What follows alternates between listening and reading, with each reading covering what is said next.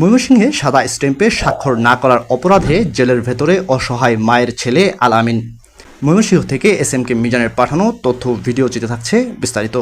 ময়মনসিংহে সাদা স্ট্যাম্পে স্বাক্ষর না করার অপরাধে জেলের ভেতরে অসহায় মায়ের ছেলে আল আমিন। এই শিরোনামে ওসির উপর অভিযোগ এনে ছেলের মুক্তির দাবিতে ময়মনসিংহ বিভাগীয় প্রেস ক্লাব সংবাদ সম্মেলন করেন ভুক্তভোগী পরিবার। জমি সংক্রান্ত বিরোধে ময়মনসিংহের কোতোয়ালি মডেল থানায় সালিশ ডেকে আল আমিন নামে এক যুবককে রাজনৈতিক মামলায় জেলে পাঠানোর অভিযোগে সংবাদ সম্মেলন করেন ভুক্তভোগীর পরিবার।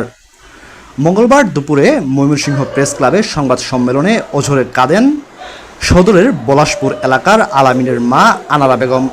তিনি সাংবাদিকদের জানান, ময়মনসিংহ কোতোয়ালি মডেল থানার ওসি শিবিরুল ইসলাম আমার ছেলেকে সালিশের নামে ডেকে মিথ্যা মামলা দিয়ে জেলের ভেতর পাঠিয়েছেন। মিথ্যা মামলা প্রত্যাহার করে আমার ছেলেকে মুক্তি দেওয়া হোক। আমি এটি সহ্য না করে সাথে গেছি। আমি গেছি, শোনেন এটি বলেন না আমার বললা কোনো দিন কিনরাত গেছে না, ভাঙচুর হয়েছে না। আপনারা তদন্ত করে দেখেন যে কোনো ভাঙচুর হয়েছে না, খালি মনের মানে দরজাটা ভেঙে হচ্ছে টান মেরে, এইটাই, আর কোনো ভেঙে হয়েছে না। তেও ওসি মানে ওসি কয় কি বলে এই মহিলা কেমনে ভিতরে আসছে, এই মহিলারা বের করো। পরে আমার আছি ভাই বের করে দিয়েছে। আমি একটু তরতর করে চিল্লে দিয়েছি, অপবাদ দেন না আমার বললাম, আমার বললাম কোনো দিন কিছু করে নাই। পরে এনটি জিজ্ঞেস করে নিচে উপরে শেষের বেড়ে উঠছি যে আপনার আল্লাহর দোয়া লাগে আমার বললারে কোনো মিথ্যা অপবাদ দেন না। আমার বললা কোনো কিছু করে নাই,